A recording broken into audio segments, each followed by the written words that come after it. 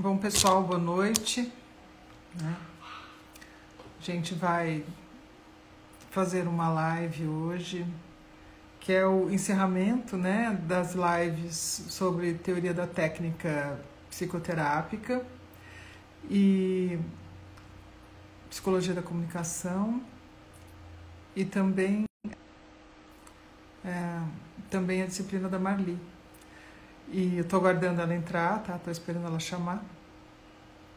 É uma aula de encerramento e logo em seguida vocês podem me mandar a síntese das lives, de cada uma das aulas. Não pode ser tudo junto, como algumas pessoas já me perguntaram, né? Professora, pode ser tudo junto? Né?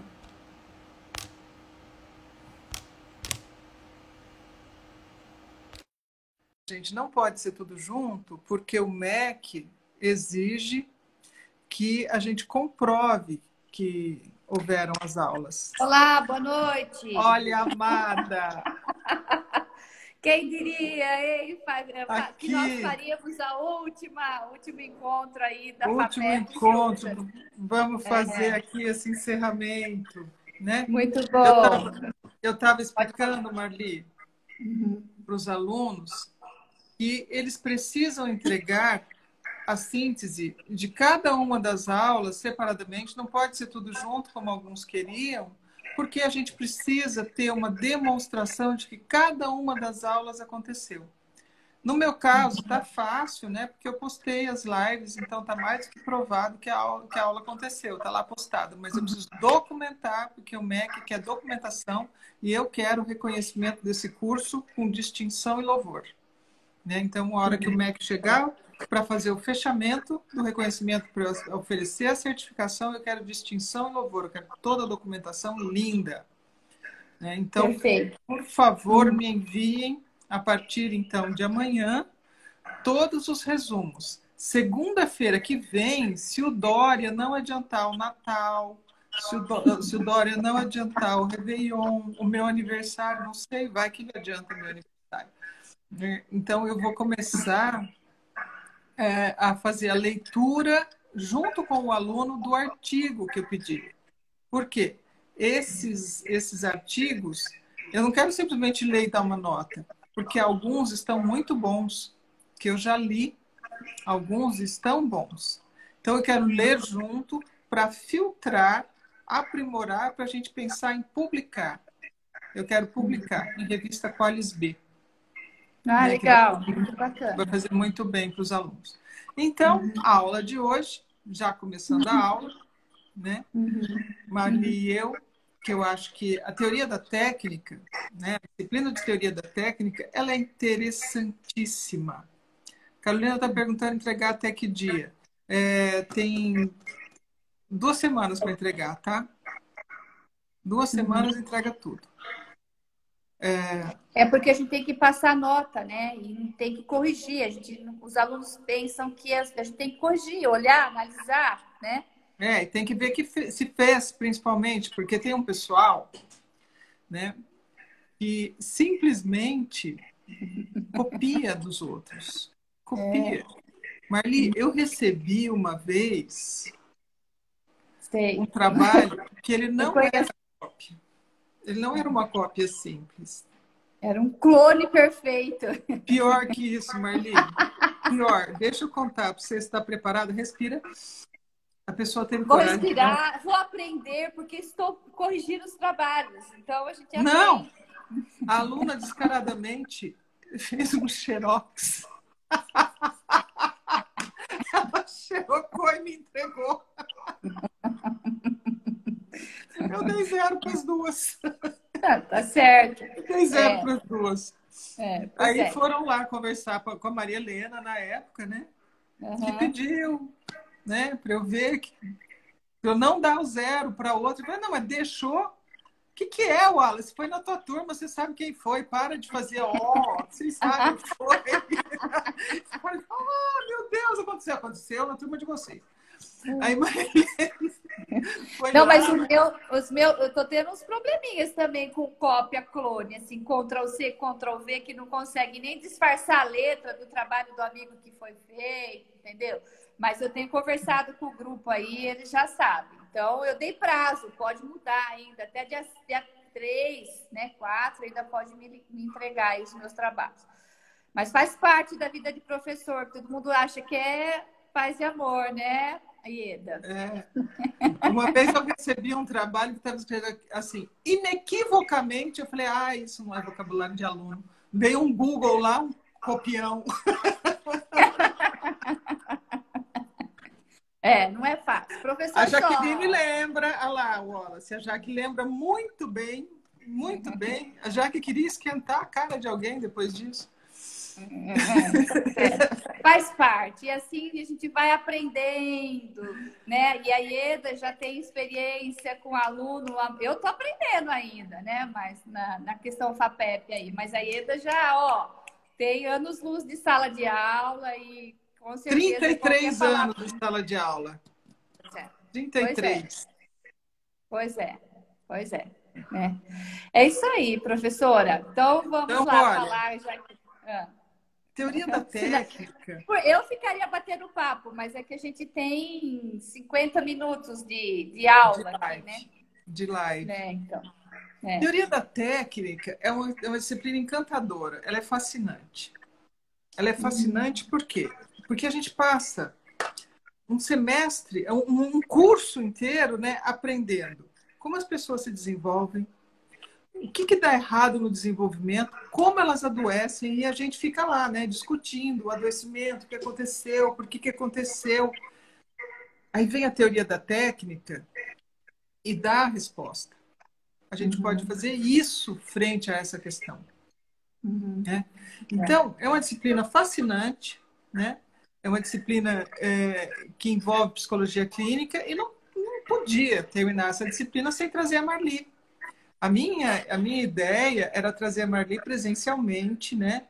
Para nos dar uma aula que invariavelmente termina com um altíssimo astral. A gente sai de uma aula da Marli, além de aprender, a gente sai um ser humano melhor. Aí, por sugestão do Wallace, agradeço, ele sugeriu a live e nós imediatamente abraçamos a ideia. Né? Então, convidei também o primeiro termo, para quem eu dou Psicologia da Comunicação, mandato tampão, né? Uma vez que a professora não concluiu o trabalho. E a Marli também dá uma disciplina para que pudéssemos fazer esse encerramento juntos dessa disciplina. Sim, Três disciplinas inclusive, para terminar a minha disciplina, né, tem lá um dos últimos temas seria a psicologia, uma técnica de psicoterapia corporal ou contemporânea, ou eu poderia escolher. Então, eu também iria, de alguma forma, dar essa aula presencial para eles, né, ou via Skype, para poder encerrar. Então, eu acho que veio a calhar, foi ótimo. Né? Então, é o encerramento das lives, né, para as 3 disciplinas. Comunicação. Qual disciplina que você está dando no primeiro? Fundamentos epistemológicos da psicologia, que são todas as abordagens. E a teoria da técnica. Sim. Aí, todos os resumos, por favor, no meu e-mail. E o trabalho final, né, eu vou passar ainda para o 7º termo. Não, para o 7º termo já passei, que é o artigo. E para o primeiro termo eu pedi para analisar a construção do Chico Buarque de Holanda. Ah, que legal. Isso com ele. Tão simples. E tá tudo bem. Tá tudo bem por enquanto. Ninguém falou nada. Mas tá bom. Então vamos lá. Né? No desenvolvimento... Pode falar. Tá bom. Então, assim, eu acho que quando o Wallace também propôs a nossa live, né, e a gente tem que saber que a Ieda está dando aqui para o Ligare as aulas de psicanálise, né? tanto na visão freudiana, muitas vezes, traz... Bom, a Ieda conhece a psicanálise nas várias visões aí de vários autores. Melanie Klein, Freud, Winnicott, Lacan e etc., né? Mas aqui, quando a Ieda está dando aula, às vezes sai um bate-bola. Então, a gente conversa, né, falando, mas isso, presta atenção, que isso na psicoterapia corporal é importante. Reich também dizia e trazia esse mesmo conceito. Então, esse bate-bola, né, dentro da psicanálise, da leitura do corpo, já existe entre eu e a professora Ieda dentro aqui, né, do Ligar. E aí o Wallace falou, por que vocês não fazem, então, uma live com esse tema, né? Onde a Ieda pode também trazer essa estrutura de personalidade do desenvolvimento, né, psicossexual, do desenvolvimento, digamos assim, através da visão freudiana, aparelho psíquico e de ego e superego, fases oral, anal e fálica de desenvolvimento, enfim, tudo isso que vocês de alguma forma já viram na aula da professora Ieda e que a gente vai trazer um pouquinho na forma, o subjetivo um pouquinho mais do subjetivo no concreto, né? Porque foi isso que a professora Ieda disse. Quando a gente vai para o quarto ano, para o quinto ano de psicologia, o subjetivo começa a ficar um pouquinho mais palpável, a gente pode pensar ele de uma forma mais palpável, né? Então, eu acho que isso é bacana da gente poder estar abrindo para vocês, alunos, para vocês compreenderem um pouquinho isso. E aí a Ieda me convidou para eu trazer na visão da psicoterapia corporal, que era uma das técnicas que ela ainda não tinha falado com vocês. É isso, né, Ieda? Porque é covardia, né? Falar de uma técnica dessa. Porque tem que ser você para falar com maestria. E aí, o que eu combinei com a Marli, né? Quando a gente fala de psicologia do desenvolvimento, a gente, então, tem pontos de fixação. E cada um desses pontos de fixação, ele vai ter um reflexo na matriz que a gente forma do aparelho psíquico. Né? Nós temos uma matriz psíquica. E, então, eu combinei com a Marli de passar um pouquinho da matriz psíquica e de ego superego, a constituição dela, e a Marli entrar com a leitura da psicodinâmica, né, na abordagem corporal, de como que isso vai se refletir na corporalidade, como que isso vai acontecer depois na formação da personalidade e as leituras que o Reich faz disso. É muito legal você falar isso. Eu não tenho problema nenhum. É muito bom isso, né? Trabalhar com vocês na FAPEP, com todos vocês, com todos os professores, porque eu não tenho problema de vocês falarem do Reich ou do neo-reichiano, que é o Alexander Lowen, que é o criador da análise bioenergética, né? Porque os professores de alguma forma respeitam, ou então falam, quem entende disso é a Marli, como a gente fala, quem entende disso é a professora Ieda, quem entende mais disso é o professor Paulo, porque eu acho que a FAPEP tem essa diversidade, né? Tanto de práticas terapêuticas como diversidade de especializações, né, vamos pensar assim, dentro da questão professor e aluno, aonde os alunos podem se apropriar e criar experiências fantásticas com relação a isso, né? E nenhum professor acaba incomodando a região do outro, que eu acho que isso me deixa um trabalho muito tranquilo na FAPEP, né? E eu até estou voltando para falar isso, porque muitas vezes, em outras faculdades, a gente sabe que pode acontecer isso, onde o Reich ser muito discriminado, ou Alexander Lowen nem ser citado, né? Na verdade, não se falar de psicoterapia corporal. E o que muitas vezes acontece é que os professores acabam reproduzindo aquilo que eles ouviram do Reich lá em milênios, sem ter a compreensão, sem ter realmente o raciocínio lógico, né? Porque o Ellen Reich, ele foi psicanalista, ele foi discípulo de Freud, ele foi braço direito de Freud por muitos anos. Ele morreu com a fotinho do Freud. O Reich, né, morreu, né, estudava com uma foto bonita do Freud na parede, né? E hoje a gente sabe, né, que, por exemplo, o Paulo Albertini é um dos... Ele criou esse livro em 2016, ele era professor da PUC, formado pela USP, professor da PUC, se aposentou no curso de psicologia da PUC em São Paulo, e ele criou, né, a psicanálise do Ellen Reich, de Paulo Albertini. E está sendo descoberto cartas que o Reich e o Freud trocavam, aonde eles não tiveram nem rompimento, na verdade, por questões políticas de perseguição e etc, né, de conspirações, eles simplesmente se afastaram, e também por questões do Reich ter ido mais para o corpo, e o Freud não foi para essa... ficou mais na psique, né, sem olhar muito para o corpo, embora o Freud sempre disse que o ego, né, era um ego corporal. Ele nunca negou isso de forma alguma, né, nem a psicossomática. Não há nenhuma inconsistência entre as teorias. Elas são... Assim, você não consegue pensar uma história psíquica sem o nascimento de um corpo. Eu tenho um texto, assim, que é um texto de referência para mim, que é O Nascimento de um Corpo, Origem de uma História. Todo o processo psíquico está calcado num corpo que nasce.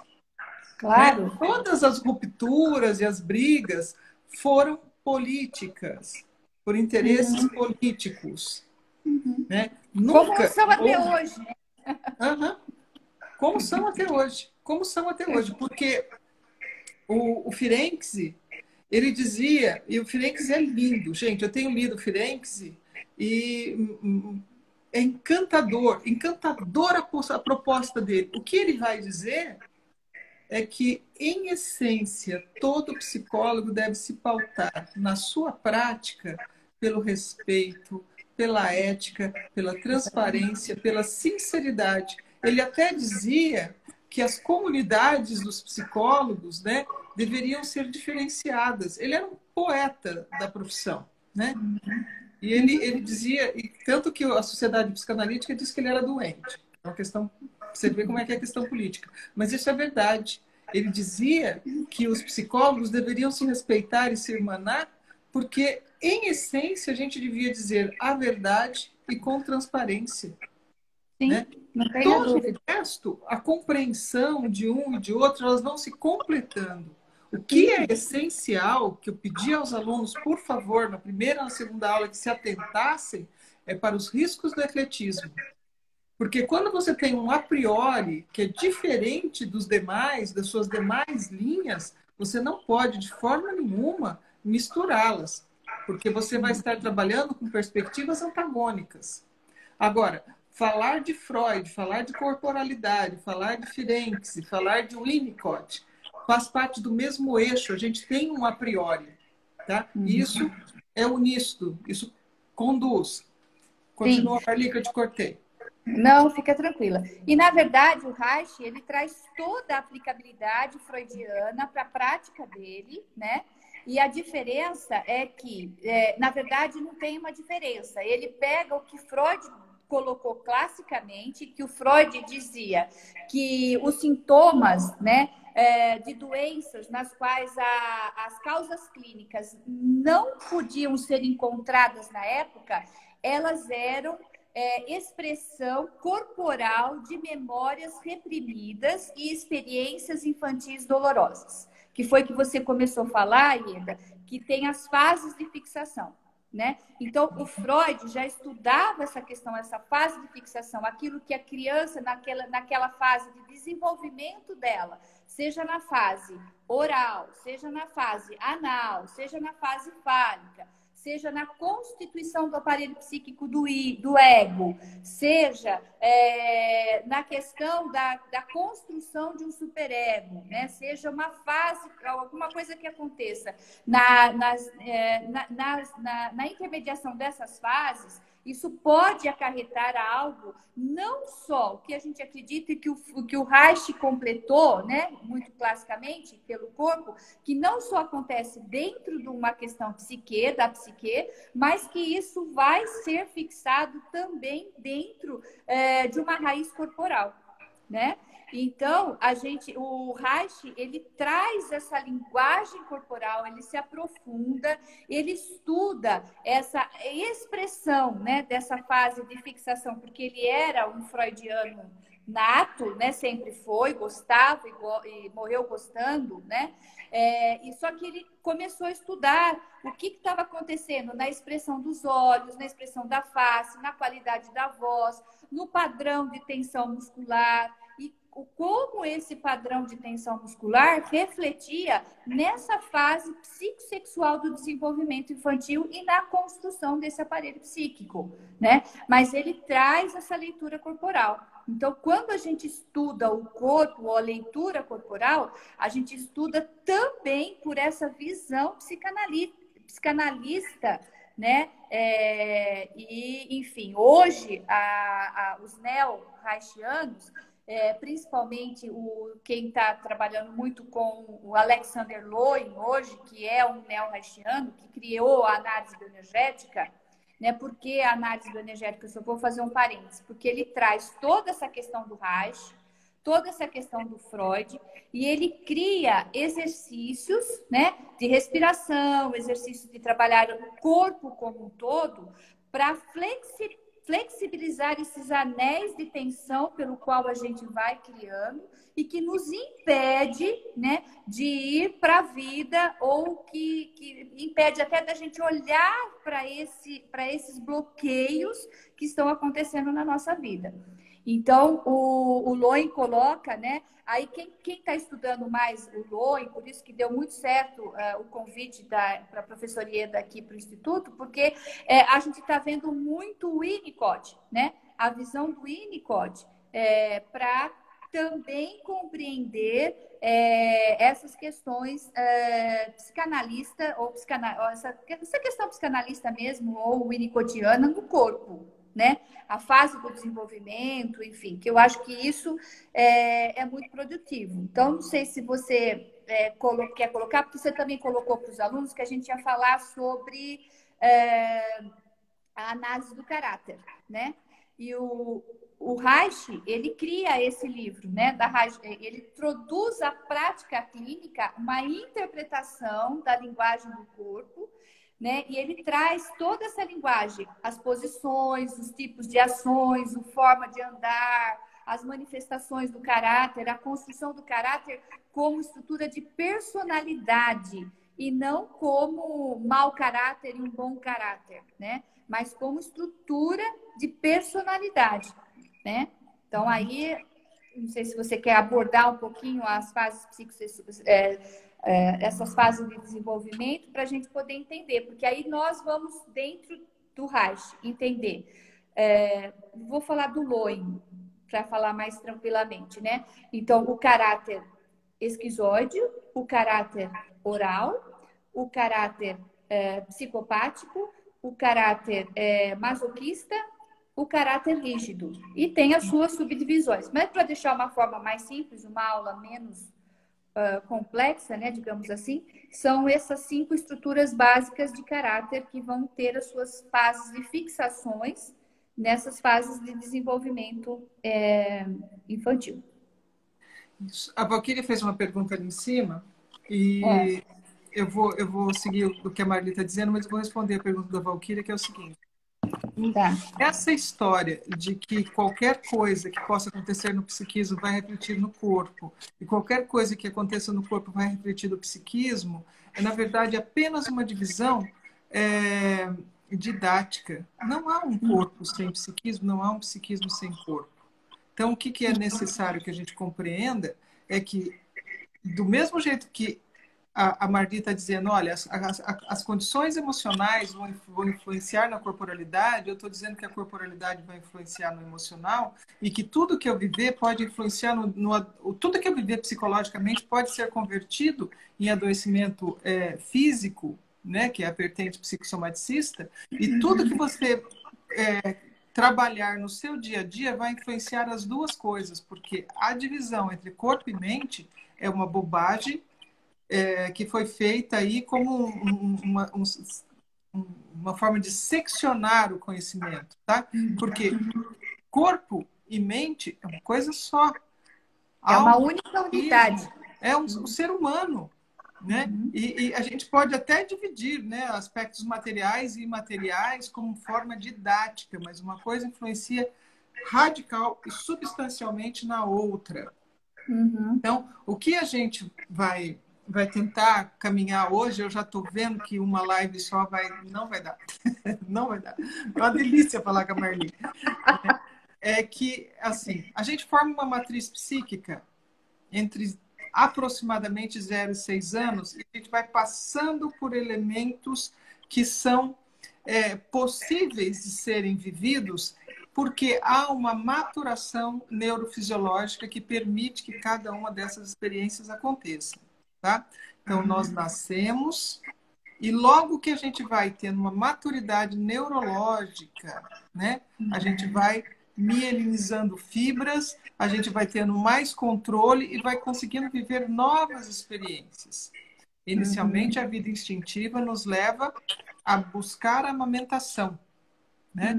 E essa amamentação vai estabelecer uma relação entre um bebê e o mundo, porque o seio é o início de uma relação com o mundo, ou não, né? Porque quando isso não dá certo, a criança não se relaciona com o mundo sobre duas vertentes. Ou porque o instinto de vida não funciona, ela não mama e morre, tá? Porque sem o instinto de vida não há reflexo de amamentação, num determinado momento a criança vai morrer. Ou quando essa relação é asséptica, é estéril, ela não se dá e a criança não sai do mundo interno para o mundo externo e se torna autista. O que faz o Winnicott é pegar essa fase oral e destrinchar milimetricamente o que se dá em cada uma dessas etapas. E não vai ser isso que nós vamos fazer hoje aqui, tá? E então o Winnicott ele vai destrinchar a fase oral de uma forma muito rica, muito vigorosa, né? Que depois a gente consegue compreender como essa fase vai influenciar nas demais. Mas por uma questão hoje didática e por uma questão de tempo, né? Eu vou dizer fase oral, né? Na fase oral, a gente começa a estabelecer uma relação com o mundo. E a gente começa, então, a definir como nós vamos estabelecer as relações com a matriz, que é essa matriz psíquica que a gente vai fazer, tá? Que é a matriz da formação de personalidade. Depois que a gente forma essa matriz, o que a gente faz é repeti-la.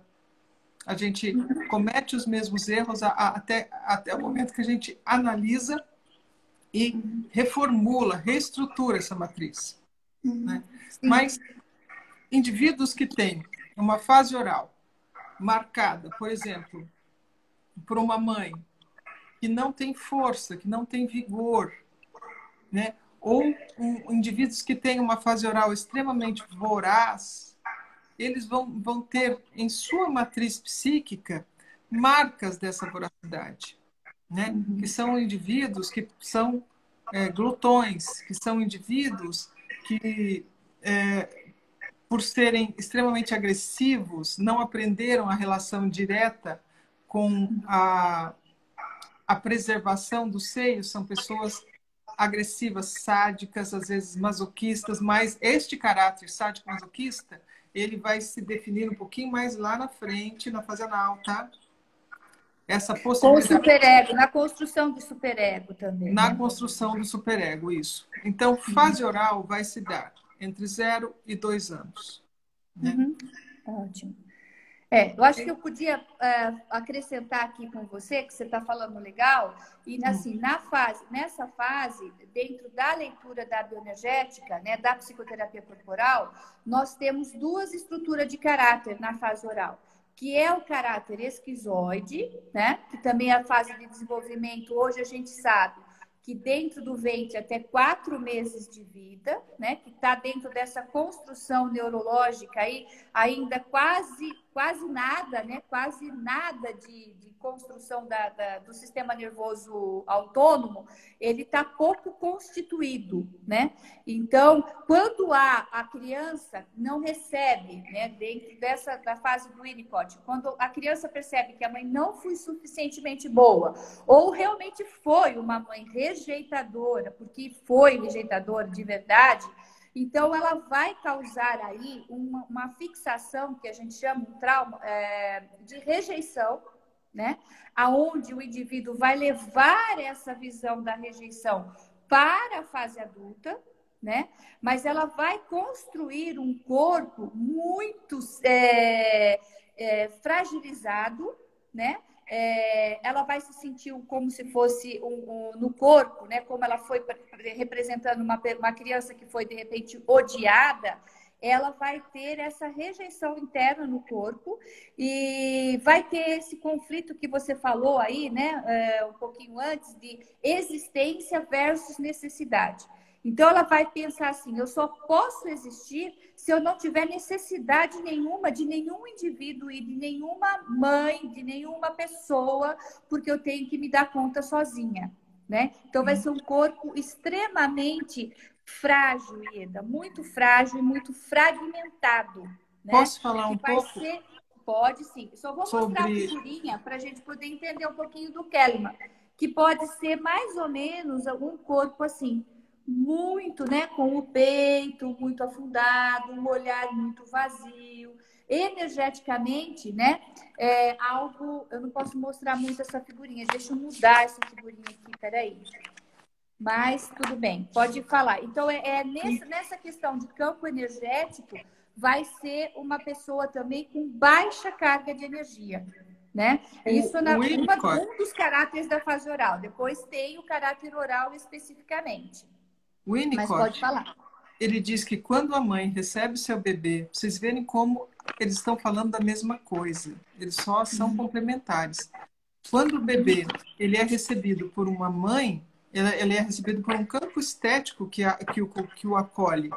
Quando a mãe, por ter depressão puerperal, por não desejar essa criança, ou por não ser suficiente para as demandas dessa criança, ela não oferece um corpo humano opositor que vai modular a energia dessa criança. Se essa mãe ela recebe essa criança sem força, né, ela vai ter, e quando esse ambiente é muito urgente, e não dá o tempo necessário para a elaboração de cada uma das questões da criança, quando o tempo que a criança demanda, né, ele é atropelado por essa mãe, esta criança vai se sentir violenta demais, destrutiva demais, e passa então a entender que a sua energia não pode ser colocada no mundo sob pena de destruir essa mãe.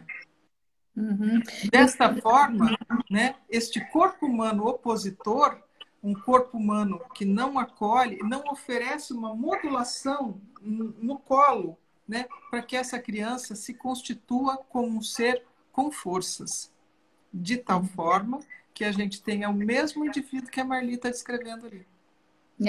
Que aí vai ser um indivíduo com energia fragmentada, né, bastante fragmentada, uma sexualidade muito primitiva e pré-genital, sem força.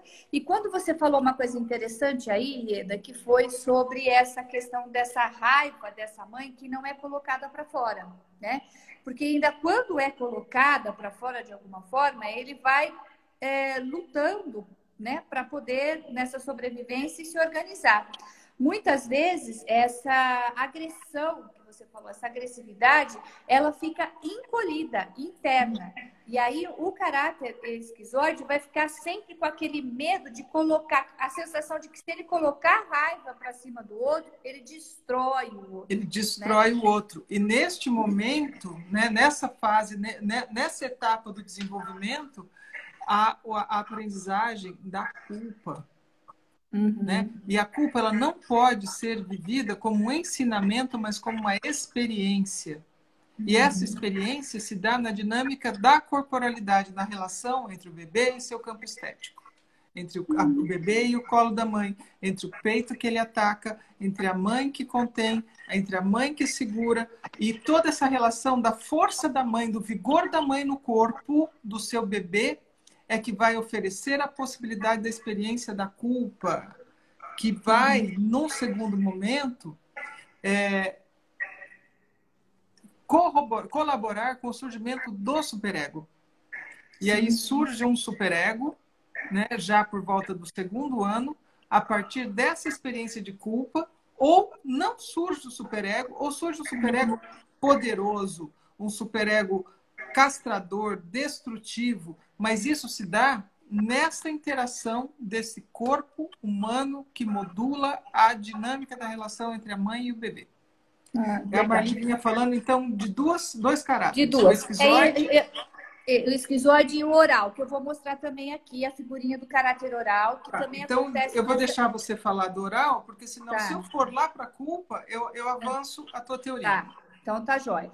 Mas eu acho que é importante quando você fala que essa teoria, né, essa técnicas de psicoterapia que você está dando, então qual seria a tarefa do terapeuta, né, nesse movimento aí, para trabalhar tanto com caráter oral quanto o caráter esquizoide, digamos assim? É recuperar a confiança básica desse sujeito dentro da questão terapêutica. Fortalecer os limites e o funcionamento do ego. Porque ele vai ter um ego muito fragilizado, porque aconteceu essa fase de fixação ainda na construção do aparelho psíquico egóico, né? Trazer ordem para essa pessoa, porque às vezes ela não sabe nem o que fazer, onde fazer, o que fio de meada ela pega. Né? E deixar essa pessoa se encarnar enquanto pessoa, enquanto sujeito. Porque tanto na fase esquizoide quanto na fase oral, existe uma fragilidade. Ó. Eu vou mostrar essa figurinha, porque essa daqui não vai ser proibida depois de você divulgar. Porque qualquer figura que apareça o sexo não pode depois ser divulgado. Olha que, né, que coisa, mesmo que seja um desenho. Essa daqui não aparece. Então, essa aqui é a carga energética do oral, que também é uma carga baixa, né? Aonde o oral vai ter também a fase oral, a gente fala, né?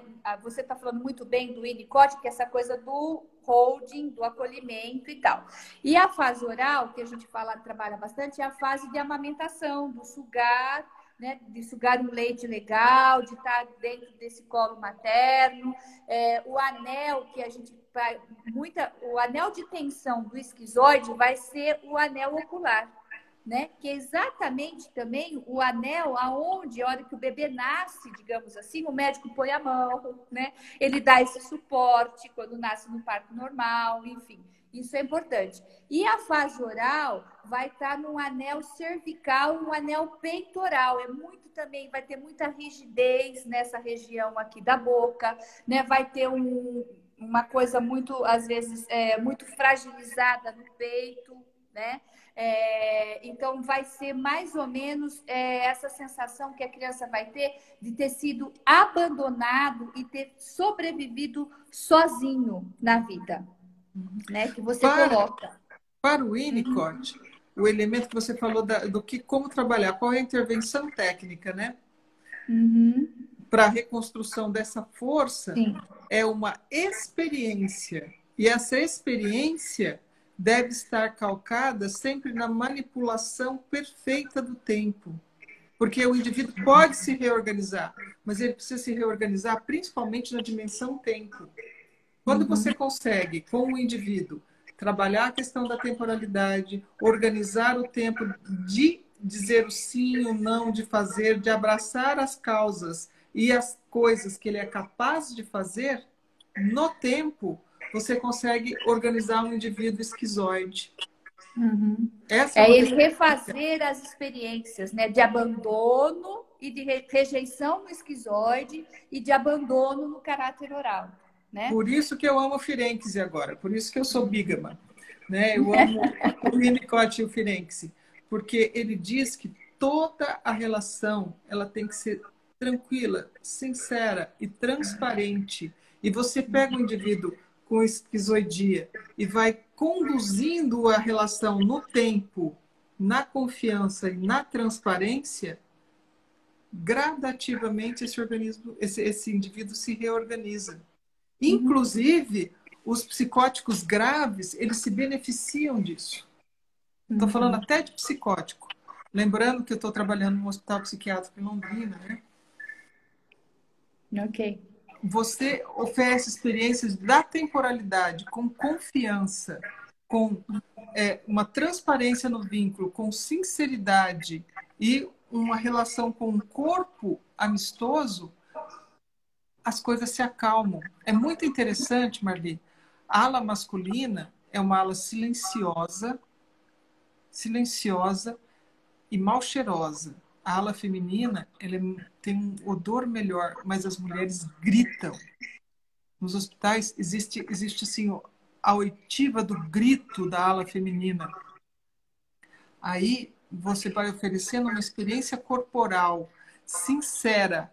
Quando você entra na ala, a partir do momento que você estabelece um vínculo de confiança com aquela ala, a ala acalma. Experiência não de tem a ala calma. Porque a rejeição, a sensação de ser rejeitado e de ser abandonado, cria muita ansiedade, cria uma exigência, né? Cria uma dificuldade em compreender, de repente, desejos da sua necessidade e da necessidade do outro. Ele não consegue saber diferenciar e identificar. Então, fica tudo isso muito confuso.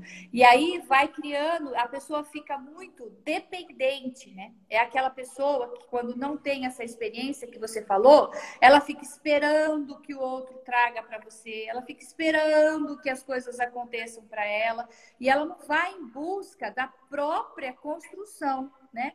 E aí fica muito nessa dependência de que vai vir essa mãe um dia e vai acolher, de que vai vir essa pessoa para poder dar o que ela não teve. E a gente leva essas questões para a fase adulta, né, da vida. E aí casa e fica pensando, o parceiro ou a parceira tem que trazer isso, né, para ele. O emprego, o patrão tem que trazer isso para ele de bandeja. Aí não dá certo, a culpa é do outro, né? Ele não deu certo aqui, a culpa é... E aí a gente vai mostrando isso dentro da psicoterapia, né? Dessa necessidade que ele teve, dessa dependência que não aconteceu, ou ficou em falta, ou enfim, ele vai criando essa nova autonomia e essa nova independência para a vida, né? Que eu acho que isso é o básico, né? Bom, daí nós vamos para a fase o quê? A fase anal de desenvolvimento? Não. A gente estava falando, né, da formação da matriz, né? E com a maturidade, com a milenização das fibras, por volta do 2º ano, a criança consegue o quê?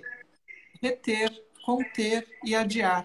E as relações de comunicação, de afetividade com a mãe, se elas evoluíram de forma ok, se foi tranquila essa evolução, a criança começa a conseguir adiar as fezes, a micção, né? O xixi e o cocô.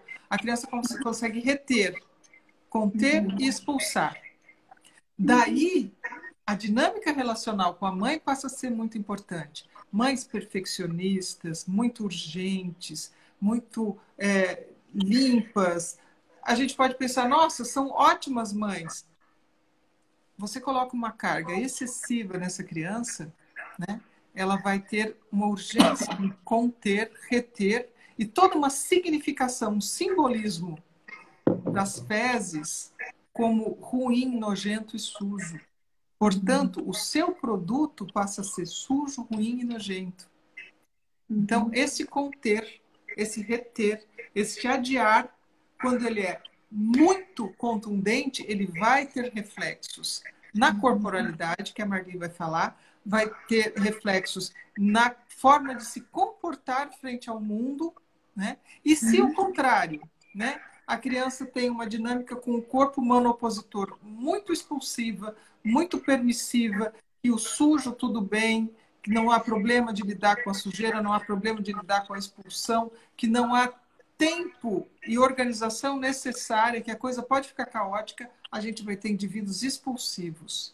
E os indivíduos expulsivos, eles são os fixados na anal expulsiva, né? São aqueles que literalmente cagam no mundo, né? Eles fazem muita porcaria, sujam muito, não tem uma relação com a organização, com a pontualidade, com os compromissos. A gente se vê com os alunos assim, né, Marli?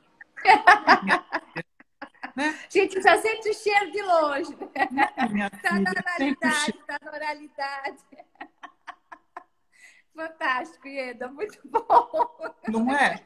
Então, aqui nós temos a fase anal na vertente retentiva e expulsiva. Né? Ótimo, e essa dinâmica vai ter uma inter-relação com a corporalidade, com a maturidade neurológica, com a dinâmica da relação com a mãe e com o meio ambiente, porque aí nós vamos estar falando do surgimento do superego.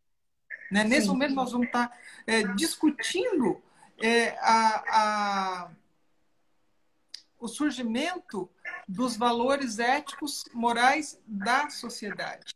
Então, entra o social, que antes era veiculado exclusivamente pela mãe, com a formação do superego, o meio ambiente passa a interagir direto nesta matriz de personalidade que eu estou falando, que tem as etapas oral, anal, fálica, latência, genitalidade. A gente forma uma matriz que vai replicar futuramente, né? Então, eu estou falando agora de anal retentivo e expulsivo, que você vai falar um pouco sobre o corpo. Ok. Dentro da análise bioenergética, a gente fala do caráter anal expulsivo como a formação da estrutura de caráter psicopático. É aquele caráter que teve uma mãe, como você falou, que tudo pode ser, que tudo é permissivo, mas que a gente chama de que teve uma sedução muito forte. Então, a criança passa a se sentir seduzida. Então, é aquele reizinho da mamãe, ou a rainha, a princesinha da mamãe, ou da família toda, de certa forma, né? Muitas vezes é criado neto único e etc, etc. Então, vai criando essa questão de sedução, de um ambiente, né? Não só da questão materna e tal, mas de todo um ambiente.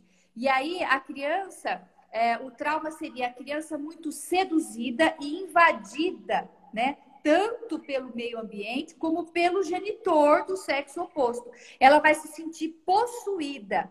E aí ela vai começar a fazer isso pela vida fora também. Ela vai seduzir para conquistar as coisas dela, porque foi assim que ela aprendeu, né? E ela não vai conseguir respeitar muitos limites, né? Achar que tudo que é dela é o certo, é o bom, é o melhor e tal, né?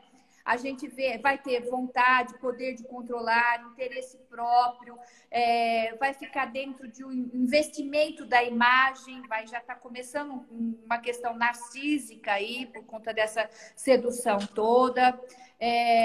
Então, e ele vai fazer isso para o mundo lá fora, ele vai controlar, manipular, negar os próprios sentimentos na fase adulta, negar os sentimentos dos outros, né? Dificuldade de relacionamento íntimo. Eu vou mandar uma figura aqui que dá para a gente depois postar, que é essa figura aqui de carga alta de energia, né? Na fase adulta, né? Fica muito para cima, né? Então, isso aqui a gente coloca como se fosse o anal expulsivo. Isso. Né? Deixa eu falar uma coisa importante sobre o meio ambiente que está entrando aí. E esse tipo de personalidade que a Marli descreve é o ideal, né, do neoliberalismo. Indivíduos com carga alta, indivíduos onipotentes, poderosos, prepotentes, né, que passam a ser extremamente valorizados nesse momento, politicamente, né? Que numa sociedade organizada em torno do consumo, este sujeito é considerado uma evolução. Mas isso, gente, é uma demonstração de adoecimento valorizado pela sociedade. Esse cara, esse indivíduo, ele não se apega, ele se vangloria e ele aparece nas músicas como um cara prepotente, onipotente. Eu até pedi para os alunos analisarem uma música, o pessoal do sexto, sétimo, né, analisarem uma música que falava muito disso, né? E não se enganem, porque essas pessoas são consideradas, né, pela organização neoliberal, pela sociedade organizada em torno do capital, uma evolução. Cuidado, isso é um adoecimento grave. É aqui. E manipulação, né? Manipulação pesada, né? Na verdade, é usar um pouco da questão tirânica e sedutora ao mesmo tempo, né? E que a gente, a massa, acaba caindo nas armadilhas, né? Vamos pensar dessa forma. Então, temos que tomar cuidado nesse sentido. É só você ver a eleição, né, de personalidades fascistas e os fascistas fascinantes, sedutores, né, se proliferando em todos os países, inclusive nos berços da liberdade. Quase uma fascista ganhou na França, que é o berço da resistência, né? Pois é. E vou dispensar comentários sobre Trumps e Trumpettes. Então, pensando no Trump, né, a gente pode pensar nessa questão desse caráter que vem a questão do anal expulsivo, né, e pensar também que tem muito estrangulamento na fase, no bloqueio se localiza no diafragma, então leva toda essa carga energética para cima. Então, dentro da bioenergética, a gente também vê que não tem uma carga bem distribuída, né? O esquizoide vai ter baixa carga, o oral vai ter baixa carga, o psicopata vai ter uma alta carga, mas também não vai ser bem distribuída, porque vai estar toda sobrecarregada aí para cima, né? Então, isso deixa bem clássico, né? E já no caráter... bom, a tarefa do caráter psicopático, digamos assim, né? Qual seria a tarefa do terapeuta? Seria levar essa pessoa a fazer parte da humanidade. Olha que coisa linda. Né? Uma experiência de confiança muito perigosa. Muito Legal, perigosa. isso é fantástico. Experiência de confiança. Muito Uma bom. experiência de confiança para um cara, né, para uma personalidade que é perigosa. É perigosa. É muito importante que você esteja muito bem trabalhado, amadurecido, supervisionado. Porque se você vai lidar com um cara desses, né, com uma personalidade dessas, é possível que você saia com problemas. Né? O terapeuta em risco, terapeutas em risco. Né? São terapeutas que tentam, de uma forma sincera, entrar numa relação transparente com personalidades psicopáticas. Isso não serve só para terapeutas. Caros alunos, não namorem assim, ó, tão despojadamente, né? Pessoas como essa, porque, de fato, é perigoso, perigoso. Eles são muito valorizados. E nós temos que pensar que essa estrutura está dentro da questão neurótica e não psicótica, né? Então, o risco passa a ser temos que saber lidar com isso mesmo, né? Porque vem para os nossos consultórios, mas é uma pessoa, né, Ieda, não sei como é que você tem a sua experiência. Para mim, eu vejo assim, essa pessoa vem para terapia, mas ela está com um problema específico, ela trata esse problema específico e cai fora. Ela não quer mexer mais nada, né? Por conta do narcisismo dela, ela não quer mexer ou dar chance dela se tornar ou ter mais segurança para poder pôr os sentimentos dela para fora ou algo desse tipo, e nem se dá muita chance para fazer parte dessa humanidade como uma questão de saber sentir, né? Sentir medo, sentir angústia, porque ela foge o tempo todo desse sentimento, né? Essas personalidades, elas só vêm quando acontece algo importante e concreto. Elas não vêm por questões existenciais. Elas vêm assim, olha, eu tô com câncer, vou perder uma parte do corpo. Eu bati o carro, vou ficar paraplégico. Eu perdi uma pessoa que eu amo por morte. Aí eles vêm, e se você consegue oferecer um vínculo forte, uma experiência de humanidade, você puxa essas pessoas. Senão, eles se alimentam de alguns antidepressivos, de alguma coisa e tchau. Vão fazer coach para lá. Ou então... é mais rápido, né? E eu preciso sentir, né? E é a cara deles, né? É a cara deles, né? Sucesso. Pois é, mas assim, também a gente tem que pensar que eles vêm também muito por disfunção sexual, né? Vem por disfunção sexual. É isso. Vem muito por disfunção sexual. Muito. Tá? E não é só por problemas masculinos, de disfunção erétil e ejaculação precoce. Elas não se sentem capazes de provocar uma revolução sexual, uma experiência fantástica na vida de um parceiro, por exemplo. Né? Elas se sentem doloridas porque, sendo belas, tem que ser especial. E elas não dão conta de transferir isso para uma experiência sexual, porque uma experiência sexual fake é muito ruim, né? Aquilo assim, que olha, eu me preparei, eu trabalhei meu cabelo, meu corpo, eu usei acrescentei uma roupinha que a sexóloga indicou, eu fiz isso, fiz aquilo, e a relação sexual é um fake, ela não acontece de alma para alma, de corpo para corpo, né? É sexual, mas não é relação. E aí a Muito relação bom. naufraga e elas vêm. Elas vêm porque, enfim, não consigo fazer o cara que eu quero cair de quatro por mim, e o pior, não consigo gozar. Então, não consigo gozar como se descreve no manual, né? Porque às vezes você pega uma descrição dessa hipersexualização da sociedade que parece que apresenta a sexualidade como quem apresenta um liquidificador. Olha, tem essa potência, tem essa forma, tem esse jeito, tem não sei o quê. E aí as pessoas querem uma forma, Hiperperformance. uma hiperperformance que não acontece, e aí elas também vêm para terapia. É, porque aí tem que lidar com a impotência, né? Com o fracasso. Uhum. Ou Né? com o médio, né? Com o normal, não dão conta. Com a humanidade. Com o que há de humano. Pois é. E aí você falou também da fase anal retentiva, que dentro da análise bioenergética, né, na visão do Lowen, é a estrutura de caráter masoquista, do Reich também, mas ele coloca de uma outra forma, mas eu vou pensar mais na questão do Lowen.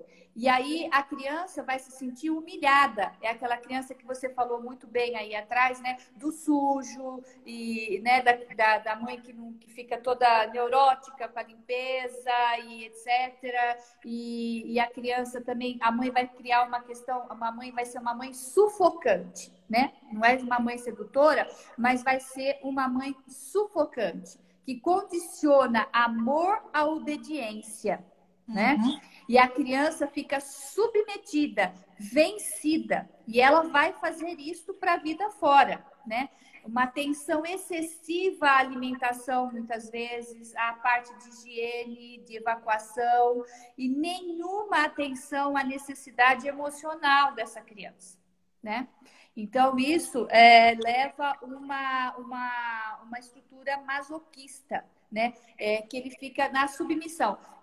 Os caráteres masoquistas, eles são...